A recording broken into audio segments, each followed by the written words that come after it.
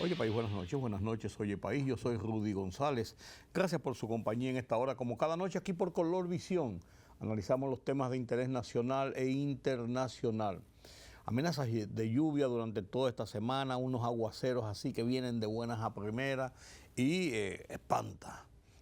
Meteorología ha advertido que hay un temporal, un mal tiempo que viene subiendo desde Cabo Verde, la parte norte del cono africano, y que viene subiendo en dirección a el arco de las Antillas y de ahí entrar al Caribe, a nuestra área de pronóstico. No se anuncian peligros para República Dominicana en la eventual formación de un ciclón tropical, pero sí realmente sufrimos los efectos de lluvias, alguna ventisca, marejadas irregulares, pero eso lo vamos a pasar durante todos estos días, aunque el calor no cede. Son días de mucha inestabilidad. Para final de semana y principios de la semana próxima, sí, meteorología está advirtiendo que la influencia de este mal tiempo, de esta tormenta, se van a sentir en las cercanías de República Dominicana. Hay algunos trazados de eventuales iniciales de los organismos de seguimiento de los disturbios tropicales y vamos a ver cómo se desarrolla esto. Lo que sí es importante es mantener el flujo de información que ofrecen las autoridades, porque ya hemos demostrado al paso de los tiempos de que estas informaciones y un seguimiento acabado de estas informaciones tienen resultados positivos. Tienen resultados positivos. Qué bueno, qué bueno. Nuestros mejores parabienes para el restablecimiento de salud de amigos como don Julito Jacín, quien está sometido a unas revisiones médicas y algunas, que nos estamos poniendo viejos ya, pero ahí están los amigos, el amigo Julito, hay otros amigos también que están siendo revisados por los temas médicos. Este 13 de agosto del 2026 es el aniversario del nacimiento, primer centenario del nacimiento de Fidel Castro. No cabe dudas que con todo lo políticamente perverso que que ha sido el régimen de Cuba, de los Castro, con todas las aberraciones a que ha llevado al encierro cubano durante 65 años, no cabe dudas, sin embargo, de que Fidel Castro es un coloso político de las Américas. No cabe dudas. Hay colosos para el bien, hay colosos para el mal.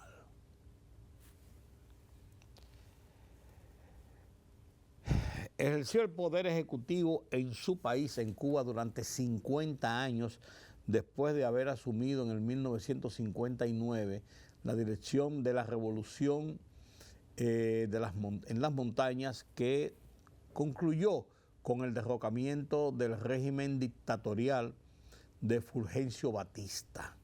¿Quién vino? Fulgencio Batista vino a refugiarse a República Dominicana.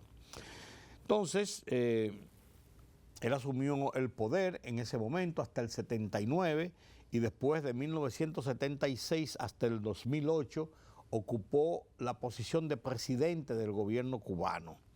Entre el 59 y el 76 fungía como primer ministro de Cuba. Falleció el 25 de noviembre del 2016, justamente a la edad de 90 años, y la dictadura cubana continuó entonces de la mano de esa gerontocracia militar política, y de su hermano Raúl Castro, quien sigue fungiendo como comandante de las Fuerzas Armadas cubanas. Fue el presidente durante un tiempo, pero ahora es el presidente el jefe de las Fuerzas Armadas. Fidel tiene hijos oficiales declarados: Aura Fernández, Jorge Ángel Castro y Francisca Pupo. Alina Fernández Revuelta. Sus hermanos Raúl Castro, Ramón Castro Ruz y Juanita Castro, quien se le volteó también políticamente. Partido Comunista de Cuba, formado y fundado y dirigido por Fidel Castro, y sus esposas fueron Mirta Díaz Balart, de 1948 hasta el 1955, antes de convertirse en el líder revolucionario cubano, y después Delia Soto del Valle, de 1980 hasta el 2016. Fueron las esposas de Fidel Castro.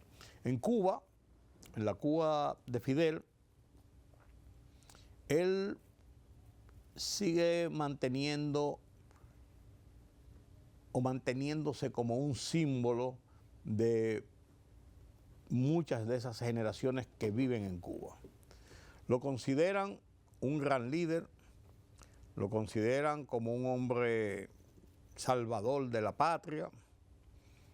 No así el régimen, ni todo lo que ha seguido, ni cómo ha mantenido a Cuba en el encierro que la ha mantenido durante este tiempo.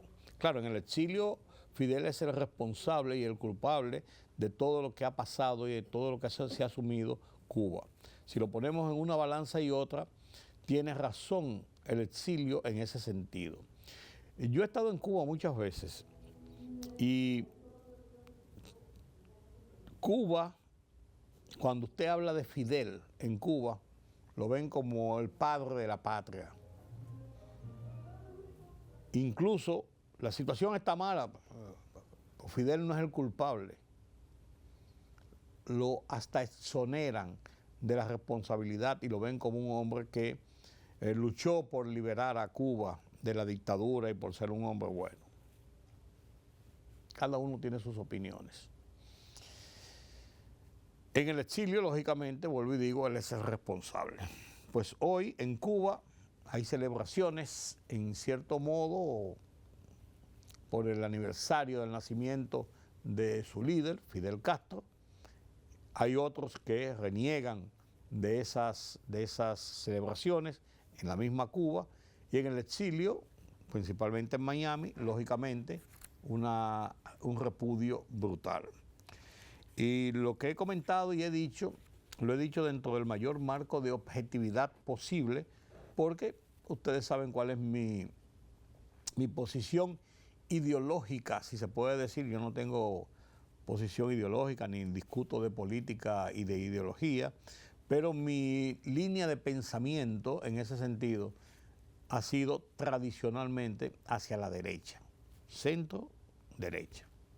Yo no soy extremista, soy conservador más bien, de ideas conservadoras más bien, pero hay derechistas a ultranza y ultraderechistas. Yo no soy de ninguno de esos dos.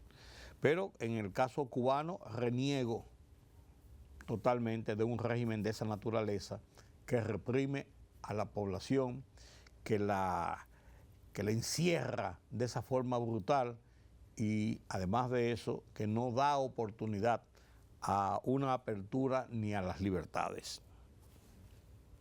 Mi punto de vista de las cosas. Nos acercamos al 16 de agosto, fecha en que todo el mundo está esperando posibles cambios en el tren gubernamental, pero también lo que podría llamarse, o que muchos llaman, un relanzamiento del gobierno. O sea, la fijación de una política o de un propósito, de un proyecto para los 2 últimos años de gestión del presidente Luis Abinader. Presidente que, por cierto, según las encuestas, y hay una una encuesta que le da mucha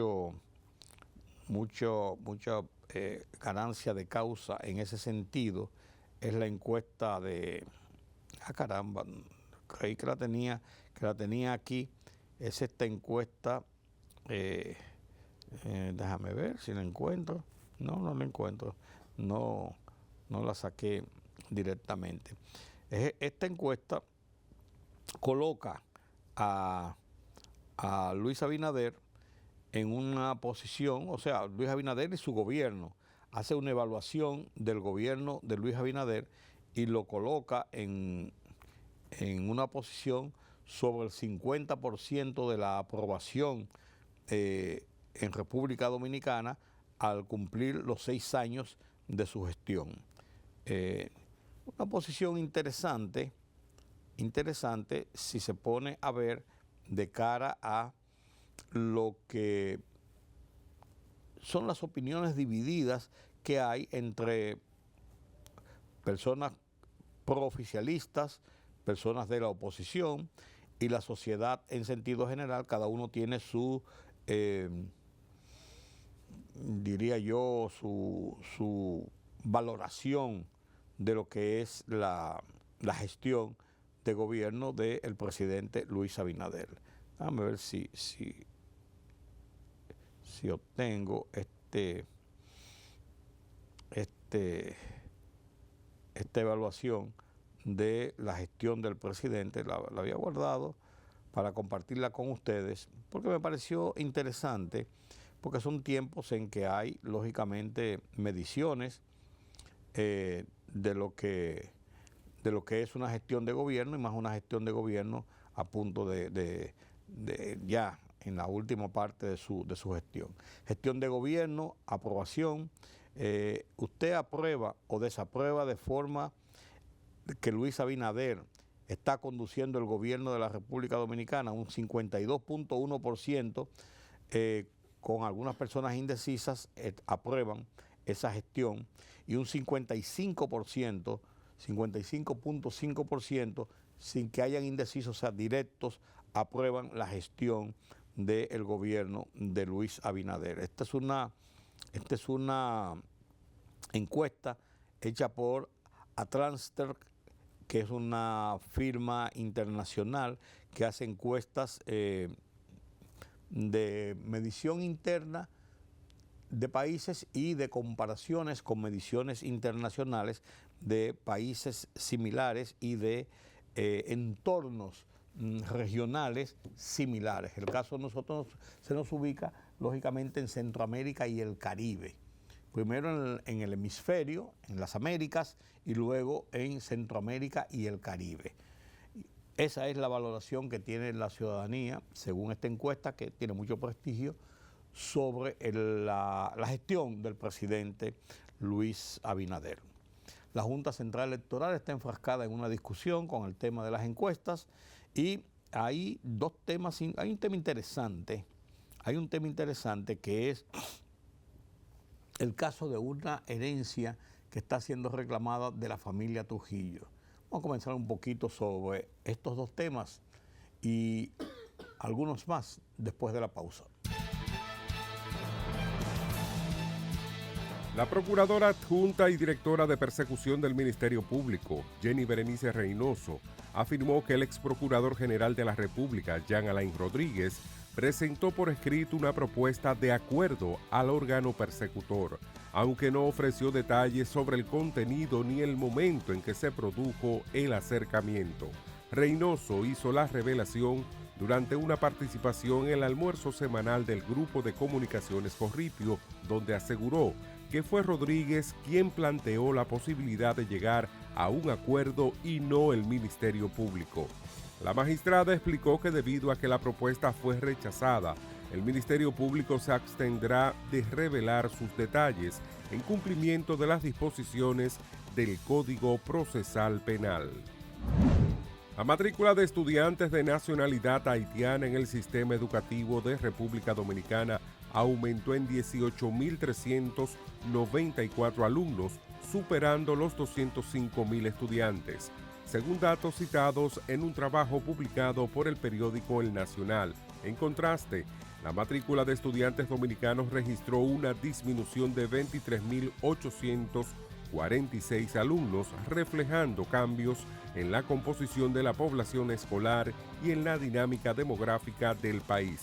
El incremento de la matrícula de estudiantes haitianos representa una mayor presencia de esta población dentro del sistema educativo nacional y vuelve a colocar las cifras por nacionalidad en el centro del debate sobre la situación demográfica y educativa de República Dominicana. Estos cambios también plantean retos para las autoridades en materia de planificación, distribución de recursos, capacidad de las aulas e infraestructura escolar. El director ejecutivo del Servicio Nacional de Salud, Julio Landrón, se reunió con representantes del Colegio Médico Dominicano para abordar la jornada laboral médica, la pasantía de ley, la seguridad hospitalaria y la distribución de especialistas en la red pública de salud.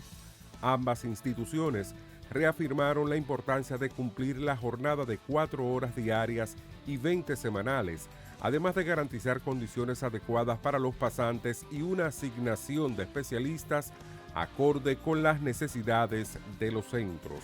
Landrón informó que la seguridad hospitalaria supera los 4.000 miembros, cifra que calificó como histórica.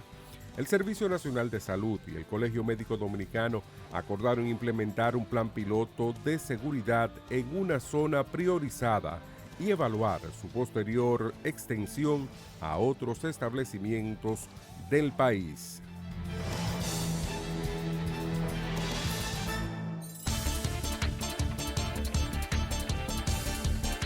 El presidente de Estados Unidos, Donald Trump, afirmó que no confía en Irán y sostuvo que las autoridades de ese país le han mentido constantemente. Además, aseguró que Estados Unidos mantiene el control total del estrecho de Hormuz y que Washington se encuentra en una posición muy buena. Trump advirtió que cualquier ataque iraní contra embarcaciones en esa estratégica vía marítima podría desencadenar en una respuesta contundente de Estados Unidos. En algún momento, quizás hagan algo y entonces serán eliminados, declaró el mandatario. Japón expresó una firme protesta por la visita del presidente ruso Vladimir Putin a la isla de Iturup, en las disputadas Islas Kuriles. Tokio reafirmó que las islas del sur del archipiélago, que denomina territorios del norte, son territorio japonés por razones históricas y legales, mientras Moscú mantiene su soberanía sobre ellas. Durante su visita, Putin recorrió la planta pesquera Yasny y un hospital, además de reunirse con trabajadores y conocer las actividades productivas de la isla. La visita se produce en medio de la persistente disputa territorial entre ambos países por las Kuriles del Sur. El secretario de Guerra de Estados Unidos, Pete Hegseth, afirmó que Washington mantiene todas las opciones sobre la mesa frente a Cuba, incluida una eventual intervención, y advirtió al gobierno de Miguel Díaz-Canel sobre la determinación del presidente Donald Trump de defender los intereses estratégicos estadounidenses en el hemisferio.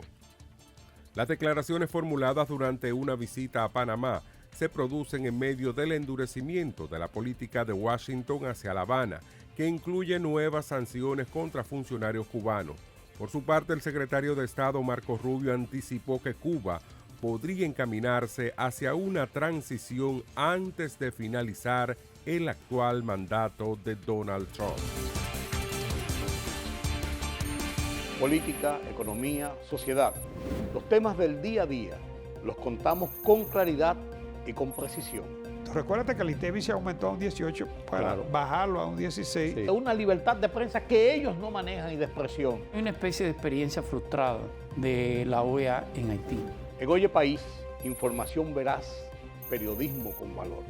Oye País, de lunes a viernes a las 12 de la medianoche por Color Visión. Siempre lo mejor.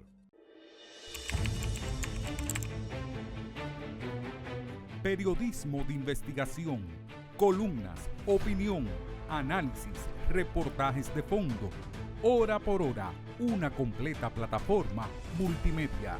Periodismo con valor. Noticias horaporhora.com.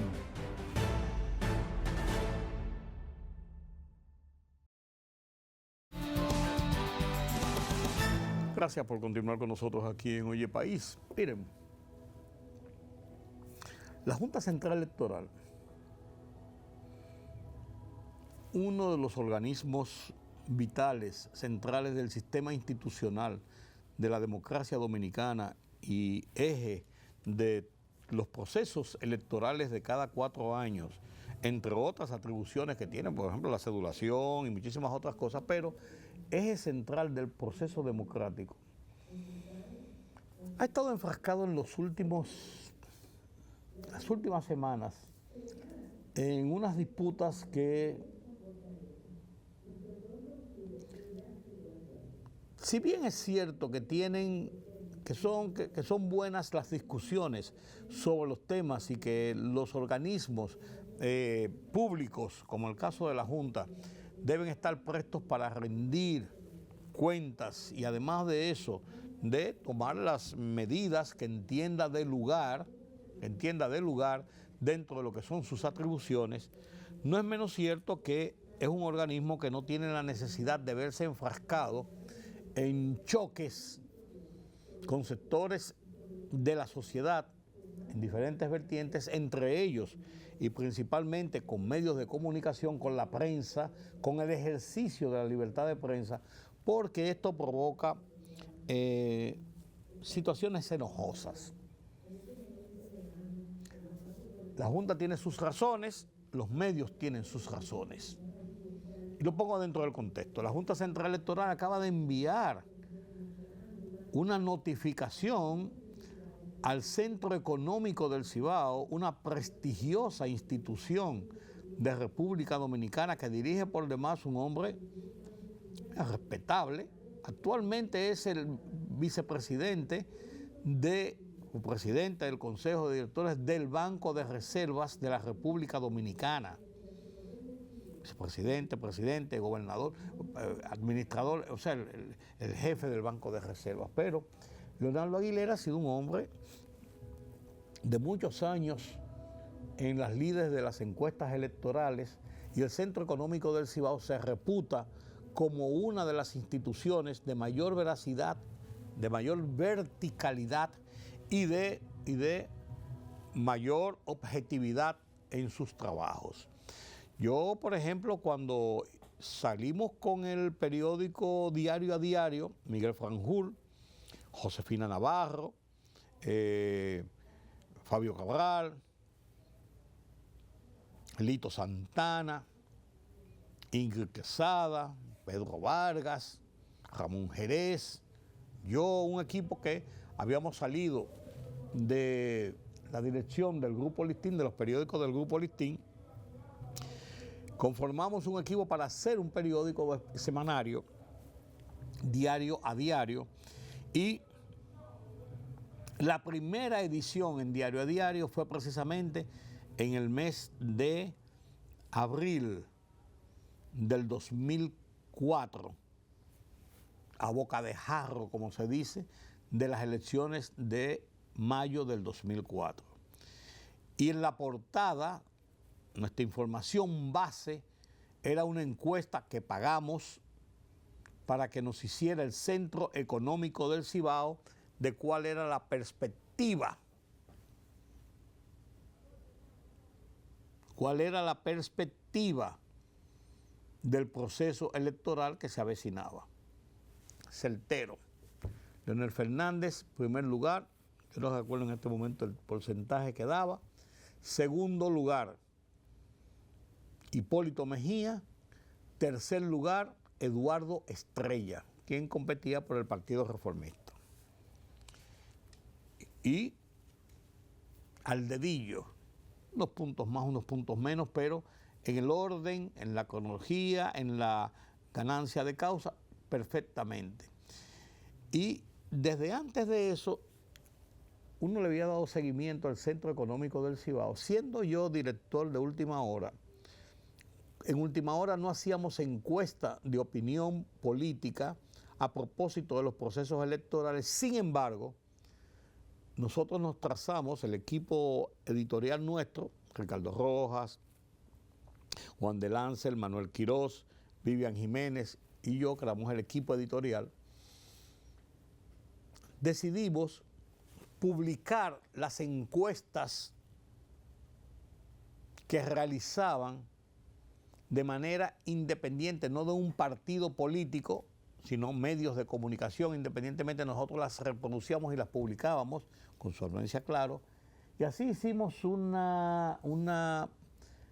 transitamos una campaña electoral poniendo los pareceres que daban todas las encuestas y sacábamos después. Recuerdo que José del Castillo, sociólogo, politólogo de primera línea, nos hacía unas interpretaciones, macheaba las encuestas, buscaba los puntos en común, los puntos en divergencia y hacía un análisis, en varias entregas incluso, un análisis de lo que planteaban las encuestas de cara a los resultados eventuales de las elecciones.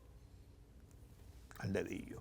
Y Centro Económico del Cibao, al dedillo. Centro Económico del Cibao, es de todo sabido, trabajó como encuestadora directa para la campaña electoral del PRM en el 2020 y creo que hizo lo propio para el 2024. Pues para el 2020, público, lo contrataron y ellos hacían sus encuestas y publicaban sus encuestas. El Centro Económico del Cibao hace y publica, aunque no publique, sí entrega encuestas periódicas sobre la situación económico, político, social de República Dominicana cada cierto tiempo. Son unas personas de fiar.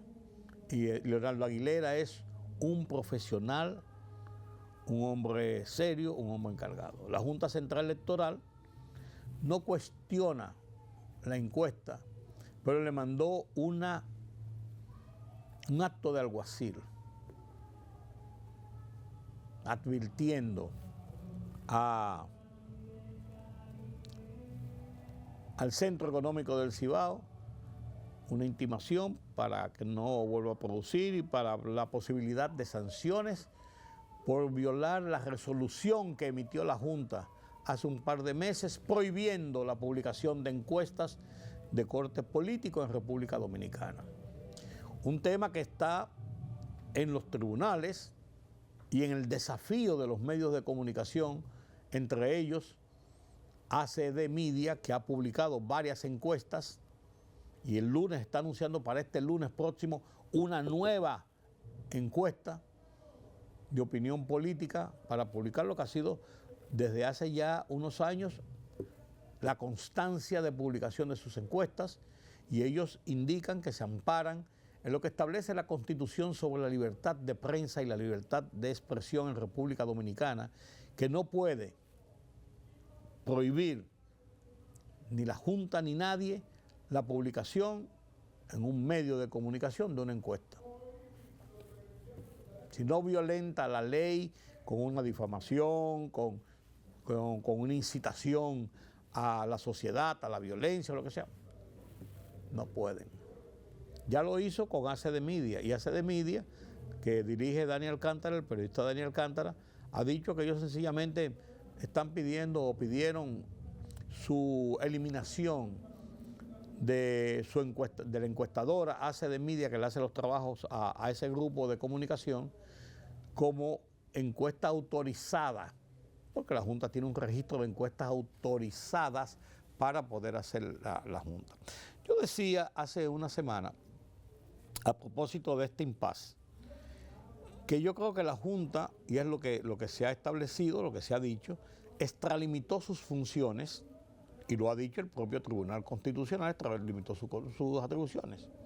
La Junta podía, o podría, o pudo haber tomado una resolución indicándole a los partidos políticos, que son los que se deben al rigor de acción del cronograma electoral del país, a los partidos políticos prohibirle usar publicaciones de una encuesta para campaña política en favor de candidatos al proceso electoral que se avecina, porque no hay abierto un proceso de campaña oficial, entonces no pueden usar esto como mecanismo de propaganda y campaña política en favor de determinados candidatos de su parcela. Hasta ahí podría quizás llegar la Junta. Pero la Junta no puede, ni nadie tiene la facultad de prohibir a un medio de comunicación publicar lo que entienda que debe publicar. La Constitución es clara. Hay libertad plena de prensa sin sujeción a censura previa. Yo no puedo establecer, voy a hacer esta resolución diciendo que lo que se puede publicar en tal cosa está penado. No. Entonces, ahora el Centro Económico del Cibao publicó también, ya lo había hecho, lo hizo el Diario Libre, que fue más allá. El director de Diario Libre, Aníbal de Castro, un espaldarazo a la publicación que hizo ACD Media y contra esa decisión de la Junta, cuando tomó la última, ellos habían publicado Gallup Diario Libre hace un par de meses, y entonces cuando publicó ACD Media, ellos tomaron todo lo que planteaba la encuesta ACD Media, hicieron un reportaje, una historia con desarrollo pero completo, casi a doble página del periódico, con cuadros y todo, de lo que decía la encuesta, que si fulano está arriba, que si fulano está abajo, que si el gobierno es bueno, que si el gobierno es malo, que la situación económica, que la situación es tal y tal y tal y tal. Y lo publicó, y eso podía verse como un desafío, pero con un sumo de responsabilidad tal, lo hizo Diario Libre, que la firmó su director Aníbal de Castro. Como quien dice, para que no quepa dudas que esto es una posición del periódico. Bajo la firma de Aníbal de Castro salió esta historia. La Junta no le marchó a Diario Libre. Le marchó a ACD Media y le marchó ahora al Centro Económico del Cibao. Lo que se dice tras bastidores es que realmente la reacción de esa resolución que emitió la Junta sobre las encuestas y los medios de comunicación parte de esa entrevista, de esa encuesta que publicó Diario Libre Gallup hace un par de meses, porque hubo personas, sectores, grupos, no sé. Me dijeron, pues yo no puedo decirlo porque no tengo las pruebas, que se molestaron grandemente por los resultados de esa encuesta y habían ejercido algunas presiones sobre la Junta para evitar la consecución de eso y como una demostración de que no estaban felices con esas publicaciones. Eso se dice. Yo no puedo decir que sea cierto, pero es de extrañar que no le marcharan al Diario Libre. Sin embargo, la cosa ahora se ha complicado más en la disputa de la Junta Central Electoral con medios de comunicación, en este caso directamente con Diario Libre. ¿Cuál fue? Diario Libre publicó en esta semana, ha publicado 2 trabajos con detalles, con documentos sobre los gastos en que ha incurrido la Junta Central Electoral para el envío de funcionarios de la Junta al exterior a labores propias de la Junta, a un seminario, una ocasión, a promover el voto del dominicano en el exterior y todo esto, pero la cuantía de los gastos choca a Diario Libre y lo pone en el contexto. Y Diario Libre dice, en esas declaraciones, pone cifras y pone la cantidad de los gastos que se han emitido, por ejemplo, en el viaje que hiciera los miembros de la Junta, la señora Iraida Fernández y el abogado Shamil Chami, los dos miembros de la Junta titulares, para participar en el Cybersecurity Summer Bootcamp 2025, celebrado en León, España. Un seminario en el que tuvieron del 12 de julio al 26 de julio, o sea, casi 15 días, 14 días, un día de viaje, 12 días más, y para ellos, cada uno de esas personas recibió viáticos por $12,000, o sea, a razón de unos $800 diarios durante 15 días, y que los boletos para esos dos funcionarios colocarse en España costaron entre $4,649 y $4,644 cada uno. O sea que estaríamos hablando de 33,000, ¿cuánto es? En conjunto, $33,294 entre pasajes y viáticos. Y Diario Libre dice que, caramba, esto es excesivo a juicio de Diario Libre. Pone como contraparte, como ejemplo, lo que cobran los funcionarios de los Estados Unidos y de Europa por cada funcionario que viaja, tanto de viáticos como en los tipos de pasajes. Los compara y dice que nosotros estamos muy por encima. Pero además de eso, hace un recuerdo de las disposiciones gubernamentales para la economía de dinero, para hacer más frugales los gastos de funcionarios que tengan que viajar al exterior por razones oficiales, y establece una serie de reglamentos, entre ellos que no pueden pagar boletos de primera clase, boletos de económica. Bueno, los dos funcionarios de la Junta se dicen viajaron en clase ejecutiva, que los viáticos son tales y tales, que tienen que dar está establecido el monto de los viáticos y tienen que dar unas cuentas directas de qué gastaron y qué no gastaron. Entonces, Diario Libre, de una forma irónica, cuando hizo su reseña, dice que incluso no deben estar consignados los paseos al Corte Inglés o los buenos restaurantes que hay en la Gran Vía o en la parte del centro de Madrid, en los entornos de Plaza Cibeles o de la Puerta del Sol, donde hay exquisitas comidas y vinos. No dice que se gastó el dinero en eso, pero dice que es verdad. Entonces, la Junta respondió diciendo que Diario Libre se equivoca, que eso está contemplado y que fue una decisión que se tomó y que los funcionarios de la Junta que estaban en esto tienen razón al haber recibido esos emolumentos para sus gastos, para una acción de el organismo relacionado con el voto de los dominicanos en el exterior.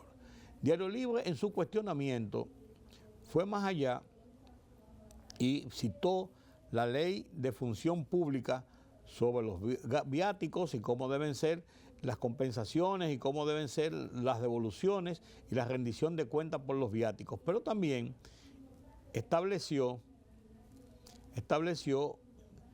que en esos países, a final de cuentas, votaron, había aproximadamente 149,000 dominicanos inscritos en el registro electoral, o sea, con derecho a voto estando en el exterior. Sin embargo, apenas votaron 37,000. Y establece una distribución de cuánto costó cada voto de esos dominicanos en el exterior. Y la Junta dice que ellos lo que tienen que hacer es promover que se vote y no hacen esa cuantificación. O sea, en esto hay mucho de tensiones. El Diario Libre dice: la discusión no necesita girar alrededor del Corte Inglés, restaurantes de moda o de buen vino. Esas referencias pertenecen a la ironía de una columna de opinión personal que hizo el propio director del periódico, Aníbal de Castro. Se admiten que eso no tiene que ver y no altera en nada lo que es la información que se da sobre los gastos y los resultados de esos 15 días de viaje de 2 funcionarios de la Junta. Conclusión mía. Repito lo que dije al principio. Yo creo que la Junta está en la obligación de rendir cuentas. Y qué bueno que respondió lo que Diario Libre había publicado desde su óptica. Qué bueno que Diario Libre puso en el contexto de lo que es el ejercicio del periodismo, de una prensa libre, puso en el contexto esta situación que rompe patrones dentro de los gastos de la administración pública. Diario Libre, si nos ponemos a sacar balance uno por uno, podríamos entender que Diario Libre hizo lo que es el ejercicio previsto dentro del marco de su función como medio de comunicación que hace galas del ejercicio pleno de la libertad de prensa consagrada en el país. Y yo creo que la Junta Central Electoral dio las explicaciones que tenía que dar. Ahora, la Junta Central Electoral se está abriendo frentes con la prensa nacional de una manera donde sus razones realmente no van a la par de la situación de sus funciones y de la imagen que debe proyectar como organismo de las elecciones. Yo no veo el beneficio de la Junta Central Electoral en estar echándose problemas con la prensa nacional, con la gran prensa nacional, con la prensa que ejerce el verdadero periodismo en República Dominicana. No lo veo. Por el contrario, el entredicho en que puede caer la Junta Central Electoral solamente perjudica sus funciones que tienen que estar enmarcadas en esa imagen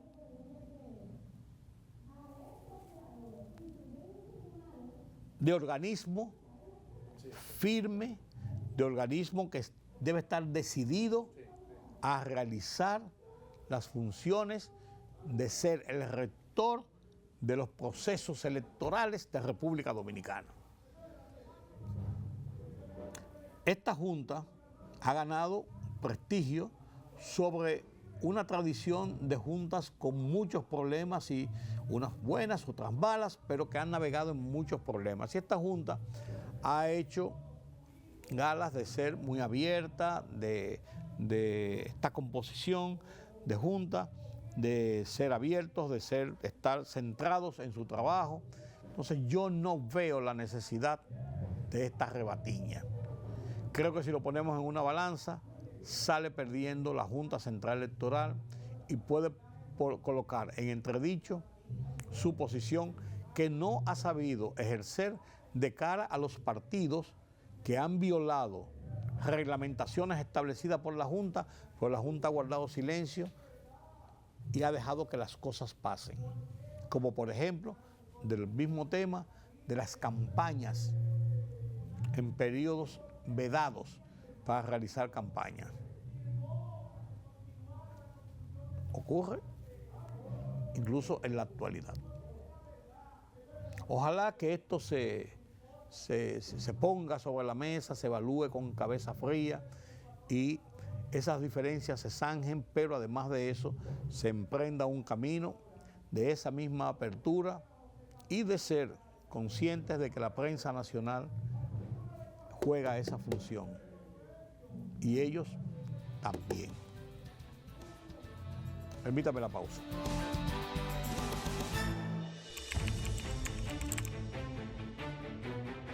Periodismo de investigación, columnas, opinión, análisis, reportajes de fondo. Hora por hora, una completa plataforma multimedia. Periodismo con valor. noticiashorapor.com.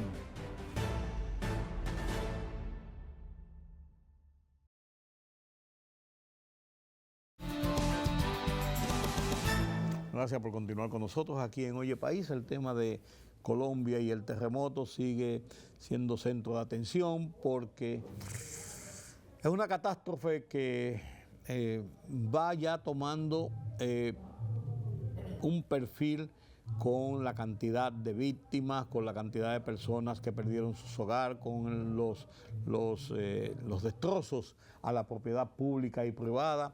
Y el país va tratando de encaminarse a restablecerse en esa zona afectada por el temblor de 7.4 ocurrido en la escala de Richter, ocurrido el lunes pasado, el lunes de esta semana. Ayudas por doquier, solidaridad por doquier, el gobierno ha tomado el control y se ha estrenado el presidente Abelardo de la Espriella con este desastre y pone a prueba el tema de su gobierno, como también está poniendo a prueba la situación del presidente Donald Trump después del tema del avión y la salida del presidente Donald Trump del avión y dejar a los periodistas que cubren la Casa Blanca y a personal de la Casa Blanca en el avión presidencial como señuelo, siendo notificado como un blanco posible de un ataque terrorista. Bueno, vaya usted a ver. Miren, hay un tema que ha llamado la atención y que es interesante y es bueno verlo por encima, por lo menos para ponerlo dentro del contexto de las cosas que están pasando. En el 1960 y tanto, le voy a decir ahora mismo, en el 1960 y tanto, se dictó una ley sobre incautación de los bienes de la familia Trujillo aquí en República Dominicana. Fue una ley que se dictó a propósito de que, como ustedes saben, la familia Trujillo es la ley 5785 de 1962 que ordenaba la incautación de los recursos de los bienes de la familia Trujillo tras la decapitación de la dictadura. Como ustedes saben, durante 30 años Trujillo ocupó todo lo que tenía que ver con la parte productiva de República Dominicana. Las principales empresas eran de Trujillo y las que eran de particulares que iniciaban procesos, Trujillo la compraba acciones o se quedaba con ellas de manera con testaferros, pero tenía el control de la parte del movimiento de la economía de República Dominicana. Así era la dictadura, sangre y fuego. Entonces, después de decapitada la dictadura, muerto el dictador, comienzan los procesos por la lucha hacia la democracia, hacia el proceso electoral. Se dictó esta ley, la número 5785, que ordenaba, promulgada después de la caída, confiscar todos los bienes de los Trujillos familiares y allegados. Bien. Acontece y viene a ser que en el 1950 Trujillo hizo un depósito en el Banco de Reservas de 2.3 millones de dólares en una cuenta sellada a nombre de doña Lina Lobatón. Doña Lina Lobatón fue una pareja del dictador Trujillo, con quien procreó 2 hijos. Los hijos ella se llama Lina Altagracia Lobatón Pitaluga, y los 2 hijos se llaman, excúsenme señores, que es que esta es una cosa muy larga, y yo busqué los datos en los archivos, Rafael José Ramón y Yolanda Altagracia Trujillo Lobatón, quienes nacieron de la relación extramarital entre Rafael Leonidas Trujillo Molina y doña Lina Lobatón Pitaluga.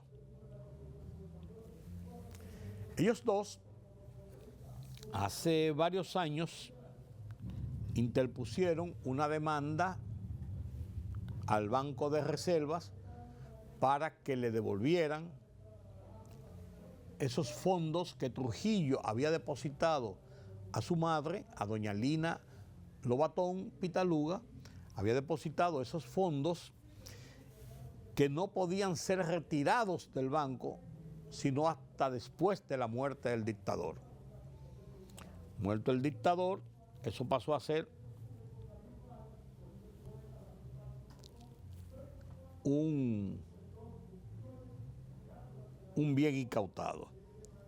El 4 de febrero de 1950, Trujillo abrió la cuenta con el depósito certificado número 2117, bajo una condición suspensiva del dinero que pasaría a manos de Lina Lobatón únicamente después de su muerte. Entonces, Trujillo la justiciaron en el 61, como todos sabemos, y en el 2000, a principios del año de estos años, del 2000, tanto Rafael José como Yolanda Altagracia, los hijos de Lina Lobatón y de Trujillo, ambos apellidos Trujillo Lobatón, demandaron la devolución de ese dinero. El Banco Central dijo que ese dinero estaba incautado. Es un dinero del Estado que pasó al Estado porque estaba incautado. Ellos demandan no solamente que le devuelvan los 2.5 millones de dólares, sino que le demandan que se le agreguen los intereses que esos 2.5 millones de dólares produjeron en el certificado abierto por Trujillo y que ellos reclaman, que sube a un total de 400 y tantos millones de pesos. Todo eso sube a poco más de 4.000 millones de pesos. Son 4.000, exactamente 4.000 y tantos millones de pesos. El Banco de Reservas dice que eso es un dinero del Estado a razón de la aplicación de esta ley y que ese dinero está incautado por el Estado atendiendo la ley en ese sentido. Pues eso fue a la Suprema Corte de Justicia y en la Suprema Corte de Justicia negaron ese derecho que están reclamando Rafael José Ramón y Yolanda Altagracia Trujillo Lobatón. Se mantuvo la Suprema Corte de Justicia, por haber pasado por varios tribunales, en la decisión de que procede lo que establece el Banco de Reservas, de que eso es dinero incautado de los bienes de Trujillo. Ellos se fueron al Tribunal Constitucional y el Tribunal Constitucional emite otra sentencia en el mismo sentido. Dice que mediante la sentencia TC 0737 del 2026, hace unos días, declaró inadmisible el recurso de revisión constitucional interpuesto por los hermanos Trujillo Lobatón a través del abogado Héctor López Rodríguez, indicando que la decisión de la Junta de la Suprema Corte de Justicia es una decisión definitiva y que ellos no ven una violación constitucional para ellos conocer de esa litis, lo que da el caso por cerrado. Da el caso por cerrado. ¿Qué va a pasar en esta situación? Realmente esos bienes eran de la propiedad de lo que debía ser incautado por los Trujillos depositados en el 1950. Existía ese dinero dentro de las arcas del Banco de Reservas como dinero depositado y debía estar disponible, o era una de esas triquiñuelas que hacía el dictador, de que son unas acciones que tengo ahí y eso nunca estuvo realmente ahí. Es un tema interesante de derecho constitucional es un tema interesante de derecho de justicia en República Dominicana, ya cerrado judicialmente, según lo que plantea el Tribunal Constitucional. Pero uno se pregunta, 66 años después, 65 años después del ajusticiamiento de Trujillo, de la muerte del dictador, del desmonte de la tiranía de Trujillo, estamos todavía discutiendo temas como este. Si nos ponemos a hurgar en temas como este, va a ser muchos, no pocos, fortunas, bienes, propiedades que han sido reclamados por personas que alegan que eran de su propiedad, que Trujillo los usó como testaferros y que eran y lo han reclamado como su propiedad y han tenido ganancia de causa. Y hay otros que también se les ha negado. O sea, esto no se queda en este caso. Este caso debe estar replicado en muchos casos similares en la República Dominicana. El gran problema que tenemos en República Dominicana es que el tema Trujillo no lo hemos cerrado, porque la historia de Trujillo realmente no ha sido contada. Hay versiones de cada sector y hay muchas familias, muchos negocios, muchas propiedades incluidas dentro de todo este aparato del abuso de la dictadura, de ocupar todo lo que era productivo o que tenía un valor en República Dominicana en una dictadura de 30 años, y que después mucha gente reclamó y que después mucha gente que fue testaferro indica que sí, que era de su propiedad. Yo creo que este tema debemos debatirlo en un momento, pero con claridad y con la profundidad como se ha estado debatiendo, por ejemplo, este tema de ese reclamo que hacen los hermanos Trujillo Lobatón, hijos del dictador Trujillo y de la señora Lina Lobatón. Hay mucho que contar todavía de la historia de Trujillo, de muchas fortunas en República Dominicana, de muchas propiedades en República Dominicana, de muchas realidades que están todavía por debajo de la alfombra. Ojalá que esto sirva de punto de partida.